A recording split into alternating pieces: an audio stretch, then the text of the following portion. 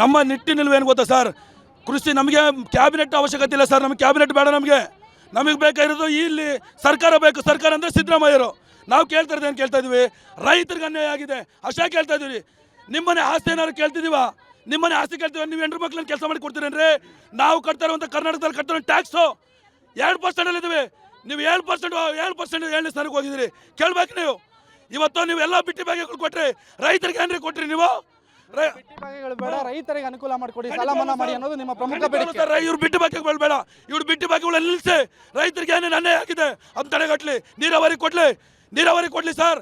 ರೈತರ ಮಕ್ಕಳ ಉದ್ಯೋಗ ಕೊಡ್ಲಿ. MRP ರೇಟ್ ನಿಗದಿತವಾಗಿ ಮಾಡಲಿ. ಇವತ್ತೇನೋ ಎಕರೆಗೆ 2,000 ನಿಗದಿತ ಬೆಲೆ ಮಾಡಿದ್ದಾರೆ. ಇದು ನಮಗೆ ಖಂಡಿಸ್ತೀವಿ ಸರ್. ಎಕರೆಗೆ 25,000 ಈ ಮೂಲಕ ಕೊಡ್ಬೇಕು ಸರ್ಕಾರ. ಸರ್ ನಾವು ಕಟ್ಟೋ ಟ್ಯಾಕ್ಸು ಒಳ್ಳೆ ದುಃಖ ಬೆಳೆದು ಅನ್ನ ನೀರು ಕೊಡೋರು ನಾವು.